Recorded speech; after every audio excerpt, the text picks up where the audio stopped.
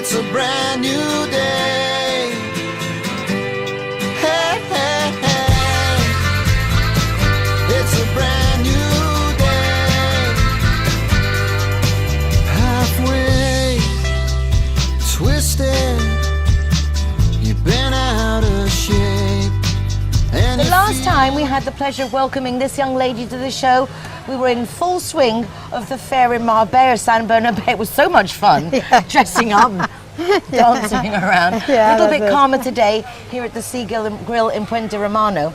But I wanted to come along because Marisa, who is not only the Danish consul, she's also a lawyer with Just Law, has agreed to come on our show every week to share information that is obviously interesting for our international community, particularly those of us who set up home here. So we've taken advantage that Marisa's going to have lunch here, and we've just nipped in with the cameras to say, I hope you're not too hungry. Going to be actually looking forward to trying the Petit Sea Grill because it's lovely how Puente Romano are adding these new little bits in, which is always fun. Marisa. Yeah. I am always myself interested in looking at renting to buy. This is something, I've owned a house here, we've been renting in Marbella for quite a few years, and thinking now, well, maybe it would be nice next time to rent something, see if you're in the right place, because often you don't know if you're in the right place for a good year, gone through all the different seasons, to then buy it. Is that a common thing that you can get here in Spain? Is that an option?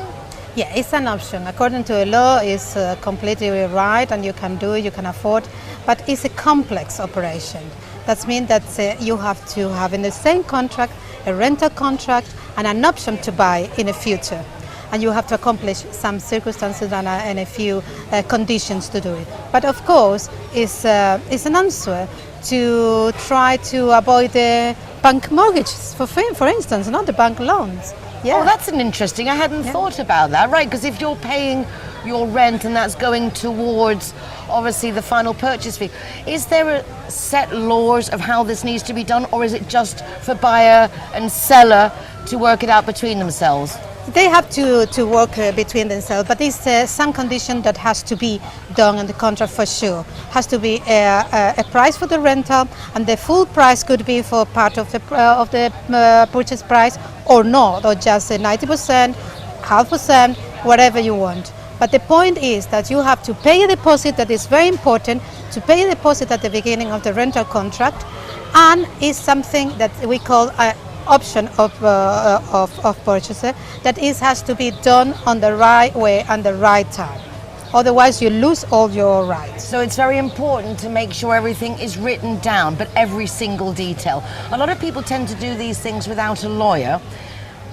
If they're foreign, it's even more dangerous than if you're a national, because there are so many rules, regulations. Who is the best off when you're doing something like this? Would it be the purchaser or the seller? I kind of think in Spain, it's the person who's renting that would have the upper hand, perhaps. Okay, well, in this kind of renting to buy, I think there is more advantage for the purchaser, or in this case for the guest that is using the house.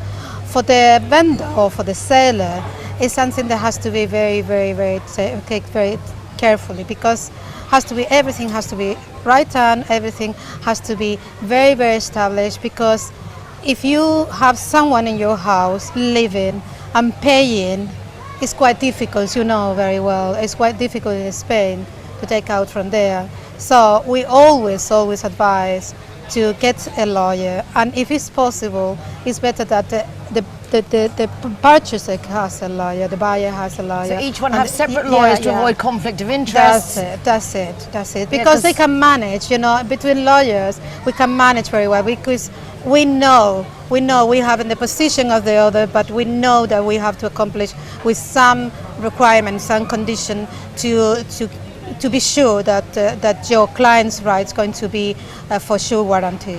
I know sometimes we look to avoid extra costs, and maybe being offered to share a lawyer by the salesperson could be attractive option. However, I feel that the advice is so different, particularly in Spain, where it's so hard to get people out of a home. Marisa, if you were giving advice to the person who owns the property, who wants to rent it out with the option to buy, what would you recommend for the owner of the property? Well, for the owner of the property, it has to be very clear how the rental is, and if the renter can become one day in an option of buying. In that case, you have to be very carefully that in case that he doesn't pay, the rental contract is not extended forever. That is, otherwise you can have someone forever, or just very hard to take it out from your property. And of course, you can have a guarantor to make sure that all the payments can be done. Because if they don't pay, because it's hard to get them out as well. That's it. And in case that doesn't pay, you have a third person that's going to pay for that. And in case that they don't going to accomplish with the option, with the option of sale or in that case of purchase, at least you have to keep all the rental money as an indemnity for the time that he is living there. Otherwise, he's going to be living there for free. You know what I mean? Then you lose your money, you lose your time, and maybe you can lose your property. I'm beginning to understand why there are very few options to rent with buying afterwards, because you are very vulnerable in Spain. That's it. But if you do it the right way, that is a way, it's an answer for the people that are in a hurry to sell. And some people that buy, they cannot get a loan now, but maybe in 2 years' time they have money because they are selling a house or they are waiting for an inheritance asset, something like that, you know. So it's important, whatever you're doing, get a contract. And just to make this very clear, we've got a lot of foreigners here, and a lot of us are used to seeing that we've been given translations of the contract, and therefore we don't even get a lawyer to read them over. However, the valid contract is the Spanish version, and the English version you're given doesn't necessarily reflect the Spanish version. You need to get this checked. You really do need to have a bilingual lawyer. That's it, because sometimes what we used to do is to sign both, but of course if you have to go to court, the Spanish version is the valid version. So it has to be very careful. It's not just, okay, oh, my neighbor is going to translate it into English. No. Legal terms are difficult in English, are difficult in Spain, and interpretation could be very hot point in a trial. You know what I mean. You know what I mean. Marisa, thank you very much. If you have any legal questions, any doubts that we can help you with, please do drop us a line and we will pass them along to our Marbella Now lawyer, justlaw.es, if you'd like to visit their website. And Marisa, hasta la próxima. Hasta la próxima. Thank you.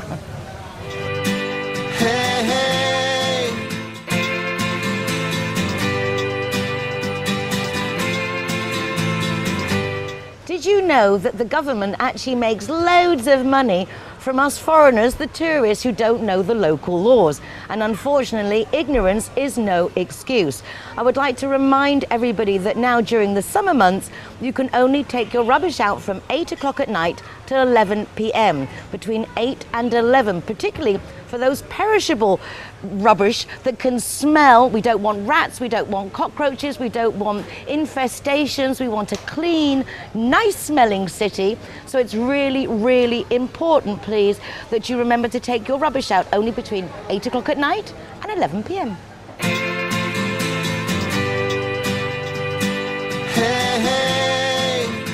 Good evening and welcome again to our little spot for AAA here on the wonderful program with Nicole.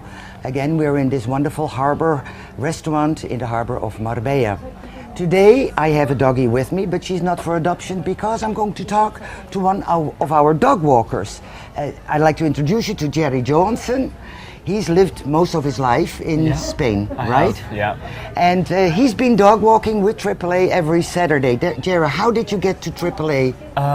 Well, Jan, the guy who mostly directs us in AAA and the dog walks, he came over to my school and he introduced the whole concept of dog walking, and I've always loved dogs and I've had dogs at home. And I wanted to help the community, and he said come and help anyone who can because we need the help. And that's where I started really. The next Saturday I went straight away there, and we started at 10 a.m. and it was one of the best experiences I've had. Why is it such a wonderful experience? Oh, you meet so many new people and you learn so much, not only from other people but from dogs, and if you really like animals and dogs, you get to learn more about them as you want to do. And it's exercise and it just makes you feel good, and you can go back home, and if you're tired you just take a nap, and you just have your plan for Saturday morning every morning, and you know that you're going to have a good time, and you know that you're going to see dogs, and it's wonderful all in all. So it's not only like a giving experience. No. You're not only there for the dogs, but you're also there for yourself, for a wonderful experience for yourself. Met so many different people from everywhere, and it helps if you're learning languages. You find people from everywhere just to train that language, and you get just knowledge. You get into this community, and it's so tight knit at some point if you go regularly that you just become so close, and you support each other, and it's a family. So you're building up a part of a family. Exactly. From not only the people that work at AAA, but the volunteers that come on the Saturdays. Absolutely. And do you have any special dogs when you when you have a special dog there, or of course sometimes there are dogs that appeal to you more than others, and then you get to walk them regularly on Saturday? Yeah, you build a connection with one specific dog, for example, that's extra loving, or you like the look of it, or it's just a kind heart. Well, all dogs are kind souls. I have my favorite Palomo, I know exactly where he is, and I always tell Jan in the morning that anytime that this cage goes, can I go with them, or I see someone walking my favorite dog and I ask if I can swap. But as long as all the dogs are getting walked, at the end of the day, that's the most important part, I think. How many hours do you usually walk? It depends on the amount of volunteers we get. It's the best if we get a lot of volunteers. I'd say about 4 hours is the usual amount. 3 to 4 hours, it's unless you can walk 7 or 8 dogs, or then you can walk 1 or 2. It's all the help that we can get, really. And are there usually enough volunteers on Saturday, or not always enough? Not always enough. We need more regular people. Of course, we always accept any people. We have quite a lot of people actually who only come here on holidays, and they know about the place, and it surprises me a lot that they come on holidays, but that just proves how amazing the place is, because they're here for only 2 weeks and then they're at AAA 2 times, on the Saturday, and because they just love the experience so much, and I don't blame them at all. I would also come, as I do now. I study in university in London, and I'm coming anytime I can on a Saturday. I will come back, and we need more people, really. And in the summer we're starting a little bit earlier, right? Normally it's around 9:30 that the people arrive. It's now moved back to about 8:30, I think. Yeah, 8:30. Because of the heat, we always like to walk the dogs on the Saturday morning, and starting at about 8:30, everybody is always welcome.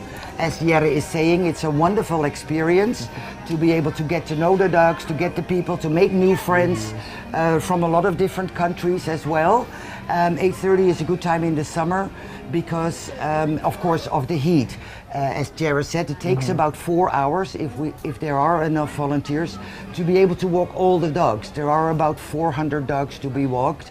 There are also some special dogs that need to be walked by special people because they are falling underneath the Dangerous Dog Act, and they are pit bulls and Staffordshires and dogs like that. And there are people that come specifically on Saturday to walk with those dogs because they're strong, they need a little bit of extra care.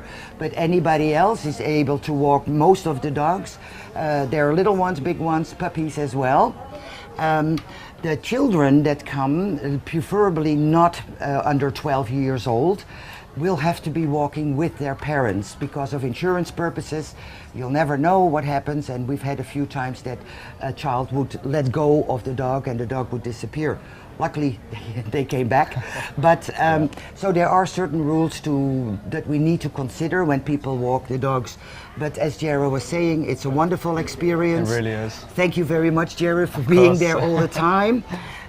You also have sponsored with your school, virtually adopted some of the dogs. Absolutely. Which is also a wonderful idea to do. You can, with the school or privately, virtually sponsor one of our dogs. Go to the website, you can see how it is being done. Become a member of AAA, because not only the physical help on Saturday is extremely welcome, but of course becoming a member or virtually sponsoring a dog is one of the greatest things you can do on an ongoing basis. There are many ways to help AAA. If you're not able to adopt a dog, or if you're not able to come and walk a dog, there are different ways of sponsoring AAA, and it's all on the website. So thank you very much, Jere, for everything you do for AAA and for being here. I'd like to thank you for watching us, and next week I will be here again with a doggy for adoption. And remember, don't shop, adopt. Thank you, bye. Hey, hey. As you can see, there are loads of changes at the Puente Romano Hotel, and it is very much open to the public. It's not just for tourists and not just for guests who are staying there. Us residents are also very, very welcome, and you'll be pleasantly surprised that maybe it's not expensive as you think. See, equally with the Harbour Restaurant and Bar and Lounge in the Marbella Marina. A lot of people think because it's in the Royal Maritime Club that it's also very select and private and you can't go in, but that's not the case. You're also very welcome there. We'll be back tomorrow with another edition of Marbella Now, and also tomorrow you can get your free copy of the Euro Weekly News, the leading English newspaper on the Costa del Sol, where I have my column Marbella Moments. We'll be back again tomorrow. Take care of yourselves. Be nice to each other. Y hasta mañana.